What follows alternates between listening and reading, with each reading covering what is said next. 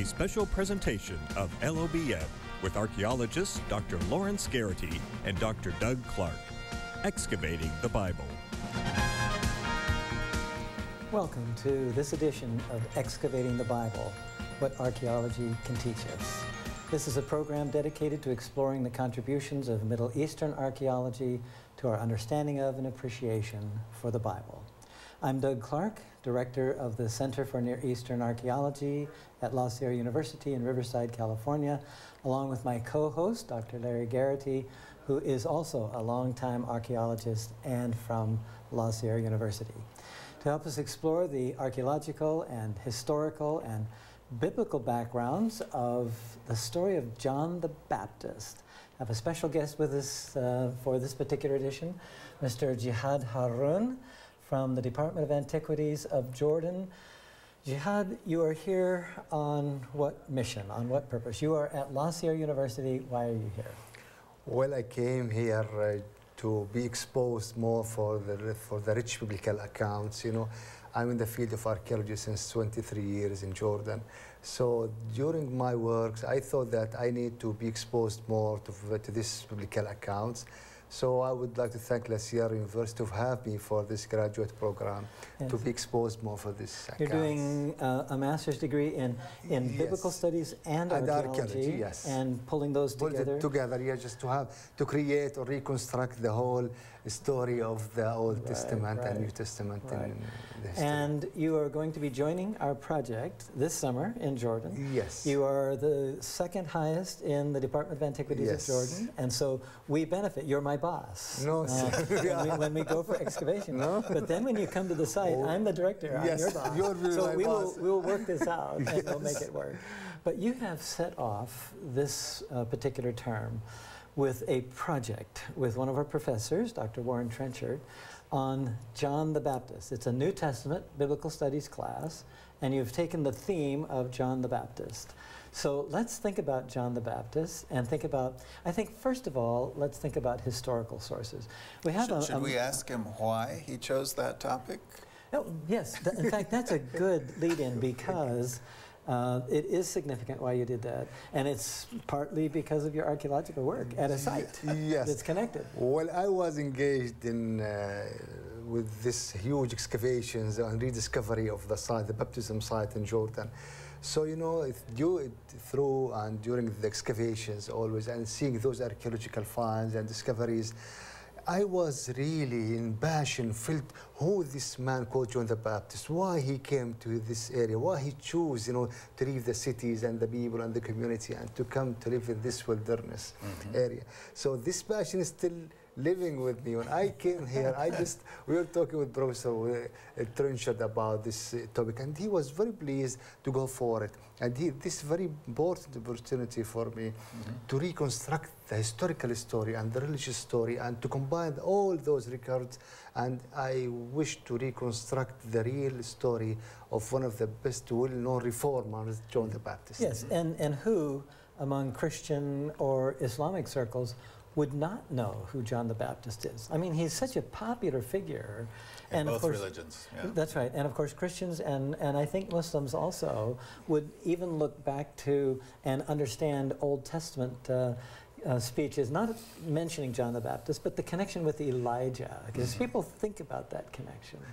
Yes, it's very important connection, why even the site itself, you have Elijah Hill, we call it, and the connection even in the text connecting Elijah as a reformer, as a figure in the Old Testament, and John the Baptist, the same figure, he came to reform, and he came with a mission to call the people again, just come back, crying in the wilderness, crying to the people, just come back again to the path, prepare the path, prepare the way. There is an event coming, very important event coming. So I think John the Baptist is a bridge between all the religions nowadays. You can find in the Holy Quran, it's a very well-known story with his father's genealogy and, you know, his very important birth. You can find it in the Gospels and Book of Acts. You can find it as a bridge between the Old Testament and the New Testament and the preparation for a very important incident at that time. So really we're talking about two different biblical characters, not only John the Baptist, who's featured in the New Testament, but his forerunner, Elijah. And they both figure in this story, don't they? And they both figure on both sides of the Jordan. Right, Yes. right. We're talking about wilderness. We're talking about garb or clothing that evidently was perceived as truly prophetic. I mean, this is somebody who has given his life for service to God. And so we read about the camel's hair and the belt and so on, and living in the Judean wilderness.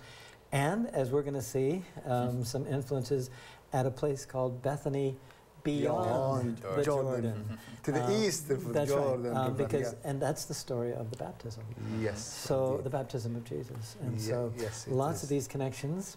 We have a map over Yes. here, Jihad. Yes. Tell us where we are, and we're going to go, first of all, I should say thank you for the sources and the various places that John the Baptist shows up. Yes. But show us where we're going first, down in along the Dead Sea. Yes, let's start from, if you want to start from Jerusalem, or we'll start from the eastern side. If you will start from Jerusalem, go down to Jericho, then to the Jordan River here, you can see, of course, the Dead Sea, and this is Bethany beyond the Jordan, to the eastern part of Jordan, where was the wilderness, with the Jordan, where is John the Baptist lived, and we can just go through this very important route.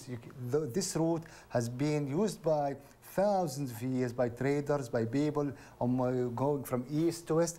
And this route will take us to Livias in Jordan Valley, and there is the very important site here, Mount Nebo, where Moses stopped at that point and looked to the Promised Land, and just go up to the hills, to the Isbos and to Madu. Isbos is a very important site. Being what? Heshbon. Heshbon, So a site that Larry knows really quite well. Yes, Esbos is the Greco-Roman name for the site that is known in the Bible as Heshbon, and the Arabs today call it Hispan, Yes. right? So there's a linguistic connection all through the years. And as you've said, that's a site where Doug and I both got our start in field archaeology. Siegfried Horn, who taught at Andrews University, chose that site and began in 1968, and it's still being excavated by Andrews University all this time later. Right. Yeah. Now, we could actually take a minute, Larry, and talk about a discovery at one of the, how many churches now have been excavated We found at three Heshbon? churches, three Byzantine churches at Heshbon. So these are Christian 5th, 6th, 7th centuries AD. churches. Right. And right. one of them we called the North Church Right, on the right. northern part of the site. And in the process of excavation, talk to us about Yeah. what You know, it was a found. very well-preserved church, so that we had the complete layout of the church, including all the mosaic floor was complete on the nave, you know. And then there was the apse of the church and the elders' benches and so on. Where there was no mosaic floor was under the altar of the church. There were four holes where the feet of the altar were, and then the covering. And right under that was a circle where there was no mosaic floor. So we didn't want to destroy the mosaic floor, but we said we can dig in that circle. We wonder why that was there. And when we got down, we found a large stone with a hole in it, and in that hole was a stone casket with corners on it. When we took the cover of the stone casket off, there was an oval silver box with a cross on it, an alpha on one side and omega on the other, obviously all Christian symbols. And when we took the silver box cover off, guess what was in there? a bone. And it was actually a knee bone. Wow. So what would a knee bone be doing in a silver box with Christian symbolism, inside a stone casket, inside a hole of a larger stone, buried under the altar of the church? So obviously this is a relic from Byzantine times. Yes. It may have been somebody who was fervent in prayer, or somebody who was particularly known in Or a that area, saint of a saint of some yeah. kind. Right, right. Now, there have been connections with John the Baptist. That's and true. Is that rather specious to make that suggestion, or? That this could be John the Baptist? Right. It could, Well, I mean, and that it could represent. a relic Right, that right. represents. Yeah. No, I think that's conceivable. Yeah, Yeah, right. yeah. Now, what Especially for our story tonight. Oh, since we're absolutely. Works we're perfectly focusing- for, right, for the John the Baptist. Right. These were found under the 4 posts, and then, of course, what would have then been a table for the altar. For the altar, right. Any biblical connections with something under the altar? You know, for those who know the New Testament, the last book in the New Testament, the book of Revelation, there are a series of seals that have to be opened. And one of the seals talks about the souls under the altar crying out, Lord, how long are you going to leave us here? When are you going to come to deliver us? Mm-hmm. So our find at Hespan sort of illustrates that Christian custom of burying martyrs or somebody, a saint or somebody well known to the community in the church. Mm-hmm. And in a sense, when people came week by week to worship there, knowing who the saints were buried there, this would be a kind of a reminder to them that someday Jesus will come again and deliver them. And so these saints, these souls under the altar crying out, that's an archaeological... It's a terrific illustration of that passage. Yeah. Jihad, yes. We've not mentioned a site along the Macarius. The eastern side, Macaris, yes. And modern name Macaur. Macaur, yes, Macaur. And that was a place of what event connected to John the Baptist? Yes, we can see here Macarius. It's a huge fortified hill, and it's on the eastern shore of the Dead Sea. You can see the Dead Sea and the western part. Here, the Macarius has been mentioned by Josephus, Flavius Josephus, the Jewish historian, in his works. He mentioned Macarius, that this is the place where John the Baptist has been imprisoned by King Herod, the Antipas, Tetrarch of Galilee at that time, who put John in prison and then put John to be beheaded. So he killed John.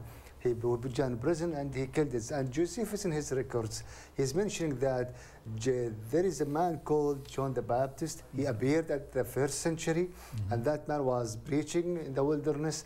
And because of the fear came inside the heart of Herod Antipas, and the many followers has been following this man, and the influence of this man at that period, he put this man in jail because he was fear of his influence on people. Then he killed him like this. The story comes from Josephus as a historical, record. Indeed, yes. And of course we have in the biblical accounts the fact that John the Baptist is at least in prison, not connected here necessarily. Yes. And then what you talked about after a festival, and maybe too much to drink, and a dance. Yeah, the Gospels accounts, they will connect and mention that incident, that there was the Herodias, she was wife of Herod Antipas, and her daughter Salome started dance. It was a festival. Some will say it was a birthday of Herod Antipas, and when she Herodias taught her daughter, just go for dance, and if Herod Antipas told you what you need, what you request, just one demand, one request, which is the head of John the Baptist at that time. And the festival started, and they come drunk, and she was dancing, and they were very pleased. And at that moment, Herod Antipas told her what you need, and he gave her an oath that he would just give her what she told, and she told him suddenly the head of John the Baptist, and he ordered the guard to get on the platter just to get the head. And they went to the prison, and they cut his head, beheaded, and they on the platter, and he gave it to her, and she gave it to her mother. And at least according to the story in the biblical record, yes, Herod is very sad. This was something he would not have chosen to do. So I'm not sure how exactly that matches with Josephus. Well, Josephus will say no. Josephus will say he will draw a political character for John the Baptist because of his influence at that time, and we have to bear in our mind that at that time the historical setting was totally unstable. So yes, Josephus will say there was fear, and he want to kill him just to be, let's say, because there's the fear between both of them. But going back to the Gospels and Book of Acts, they will draw, of course, the holy picture of this man, and they will mention the story of Herodias, because this marriage, due to the Jewish law at that time, is forbidden. Yes, not legal. Because he married his wife, he married his brother's wife, Philip, and this was against the law, and he told him many times, see, you did this, and this is sinful, and then he made more wicked acts. So it etc. Because this is the way and the style of John the Baptist in the world. He went. Call it straight. Yep, just straight and come back again. This is the bed. This is the path of God. You have to obey. Yeah. But in the meanwhile, Josephus mentioned something very, very interesting here. After killing John the Baptist, the army coming from southern part of Jordan, from Petra, Aretas, the king of Nabatean, he came with a huge army and he destroyed most of Herod Antipas' army. And Josephus is saying that the point of view of the Jewish community at that time, they thought that was a destructive from God, a punishment from God towards Herod army because he killed John the Baptist. Interesting. Wow. Yeah. So they made that connection. Yes. Yeah, Yes. very interesting. Okay, we have another picture here of something on top of the Makawir or Yes. Macaris, and it actually is under an arch here. It is a ritual bath called a mikvah, and you see the steps that go Yes. down into it. There's supposed to be flowing water, even if slowly, even if a drop at a time. There needs to be flowing water. Which means that there's really antecedents, aren't there, for the Christian custom of baptism? And we think about baptism. All through religions, including Islam, it's important to be clean when you Yes. worship, and so water Yes, of is course. necessary. And baptism has become the Christian symbol for an entrance into a pure life, right? Yes. Okay, back to the map, and we've already talked about the roadway here, so I'm not going to Yes. stay here long, but we want Okay. to move to archaeology and Wow. what archaeology can Yes. tell us. Tell us about this map, because you're going to locate archaeological areas and more recent areas. Yes. But orient us, we're on the Where's the Jordan eastern River? side. This is the Jordan River now. So So it's this is the curving. west and this is the east. So I'll start from the very far east, from the other side. Nowadays, this is the road up to Amman. There is a visitor center has been built just to, because many people, they want to come back again. They want to, walk this very sacred path. It's a pilgrimage to get there, isn't it? It's a pilgrimage, yes. And because of that, there's a big visitor center just to prepare, this very sacred pathway. And they will start their path. As you can see, the path will Before you go all the way down the path, Jihad, Yes. what famous visitors have recently been at the visitor center? Well, many people like, Bob John II. Pope John II. Pope Benedictus, the last one. Yes, Benedictus. And we're expecting the new Bob will be next May. He will visit the site because all the churches, they made an authentic letter that this is the baptism site, and this is where John the Baptist has been baptized. It's certainly Bethany beyond. It's certainly Jordan. beyond Jordan. Yes, it is beyond Jordan. And you will be there to welcome the Pope? It depends on the political, inshallah, we can say. Yes. So let's move down. There is a very important site related to the biblical account and the Old Testament, very important figure, Elijah. And this is why we talked about the connection between Elijah and John the Baptist. In this Tell Elijah, we have found through more excavations, there is a big monastery dedicated to the saint called Rhetorius. This saint has been in the 4th century. We have to be in our mind that all the churches has been allowed to be built after the Constantine declaration. And after Constantine, so in the 4th century, and then it's legal, Christianity is legal. It's legal, yeah. So the expansion can take place. So we have many churches and baptismal pools, and we have some mosaics floors up there. Then we will move down. There is the Hermit Caves, very important spot. We think the earliest churches and the earliest prayers halls has been dug in the limestone, because we said before about the legal of recognition of Christianity came after 4th century. So we think this is a very early, from the 1st, 2nd century. Yeah. So and then you're following the path. Following the path, you can see the path going down. This Wadi al-Kharrar will take us from, spring of Ain al-Kharrar, take from Dermitorius to Elijah Hill. We will go down to Wadi al-Kharrar, and of course we'll have another hermit caves. We will have the big and large baptismal pool, and we will have, some modern baptismal pool. But this is very important. Some scholars will call it the jungle of Jordan, because we'll see it in the coming slides. It's a heavy bush, and you could see the honey and the wild animals, and it is somehow give you the inspiration of our wilderness. You know, in the Old Testament, in the book of Jeremiah, Jeremiah is complaining to God that his life is very hard, and it was.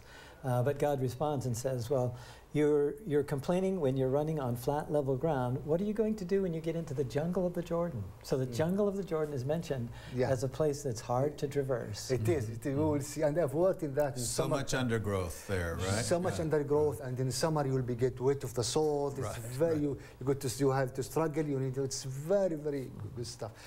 Then we will come to the very important, the second part of the archaeological sites, the Church of John the Baptist. Yeah, we have the church with the inscription to John the Baptist. This big church has been built and dedicated for John the Baptist, and we have another church called the Church of Mantle. It's nearby. It's on the Jordan River down itself. And then there is an Orthodox baptismal site on the opposite side. On the opposite side, on the West Bank, on the western side. Okay. Excellent. That's a great orientation. Yeah. And now if we go back to the starting, where the spring is what? Near us here? This is the spring.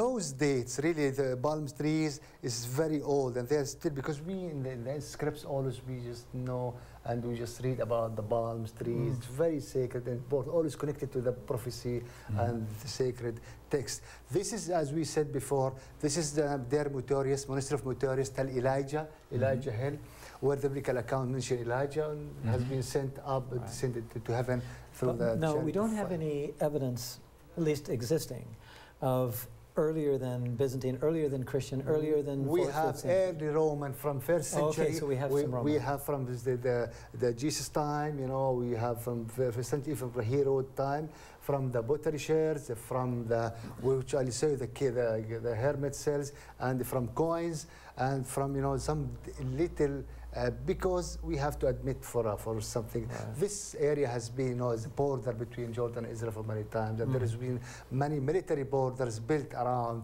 this side. So there is some damage and destruction for some parts of the But at least for now, assign the name of Elijah or Elias as kind of a historical, kind of looking back. Looking back, yes. Right. There's no Iron Age remains. Well, all the Iron Age, they are around the site. It's in the mid. It's the middle of the cluster of the Iron Age. Okay. So all the sites is the Iron Age, and we think there is some Iron Age, but due to the huge reconstruction from the Byzantine era up to the modern era, we think most of the Iron Age has been, you know, destroyed. Yes. So this bath, this is the aerial photography, just the monastery of the same thing. Yes. The same thing. You can see, you know, the pool, the big pool, and the church, and the other church, and the other cistern down there, and the church of Christ. Yes. Well, this map will show us all the archaeological remains from the church, Western Church, and from the pool, and from the other church, and we call it, we have many pools. We have very sophisticated water system, because the water is very important at this spot for this practice. So we get the monastery, we get the baptism practices, so all of you will come to this site. Now we are, this inscription, this mosaic on the Western Church of Tel Elijah. We are still in the Tel Elijah, where is, you know, Rhetorius Monastery. This inscription dedicated to the Rhetorius. From this inscription, we knew that they built at that time this church just dedicated on the memory of Saint Rhetorius. And the apse, or the semicircular part, would be coming around here. Will be around here. And this would be the altar, rather like the Hespan, the North Church. Yes. And they often had inscriptions. Of course, associated with them. Yes. Always, we can see we're still in the Tel Elijah. We're still in the Rhetorius Monastery. Just we can see this wall of the baptism pool, which still exists until today.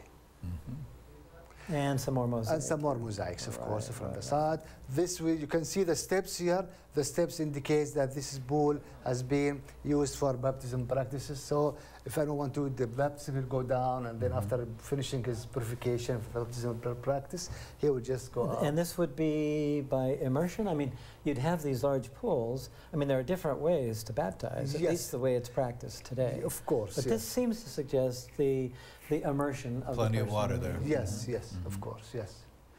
This well is, we think it's important because this well related to the early first century, let's say BC, and because the early Roman, when Bombay came 56 to 66, 56 to the area, and we have found some coins, and we have found some archaeological material related to the first century. So that's a well. That's a well. People would draw water. We draw water because it's, this will get water, especially fresh water. Yeah. And a cistern? This is cistern, built just for the water. Yes, you with can see thick the layers of plaster. very That's thick typically one. how to hold the water. To support the water. A pilgrim's path, Jeff. This is a very sacred path. You can see the jungle, you can see the wilderness here. If you are walking through this path, you can feel the inspiration. You can feel that you are in a sacred area. Yeah, very much so. Yeah, this the other part of the archaeological site on the Jordan River. We have John the Baptist Church, and we have down the Mantle Church, and we have just some saints issues down there. This picture, this John the Baptist Church has been reconstructed with a shelter just to preserve the mosaics, remains, and the bath, of course. This is very important. And same with the church. Yes, the church. Now looking from a different so then some people will come to the church, and this very authentic marble steps will go down Jordan River, and there was a church, Mantle Church, with 4 piers built on the Jordan River itself, and will give the shape of cross. This is one of the well-known until now. And maybe earliest? It is the earliest, It's a very important of these cruciform or cross-shaped churches. It is very early. And of course, just to give you an idea about the hermit caves and the hermit cells, and they just dug into the rock, and they will have the apse. They have just prayer halls because they couldn't have their churches in the 1st, 2nd century, 3rd century. So they kept the monks and the sacred people. They come here to pray through those or within those. And another picture of the same. You can see the door, entrance, and the apse.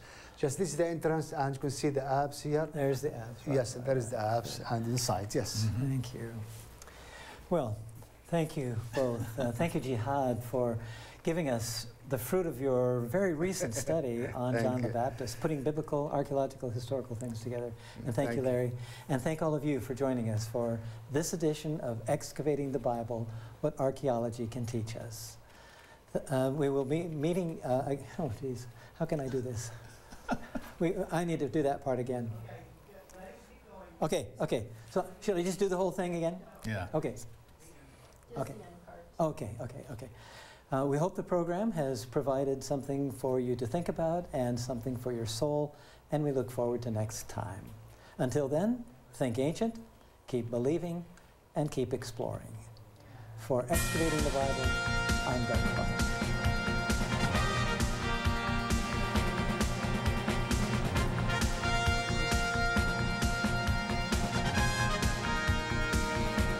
Can we do it again?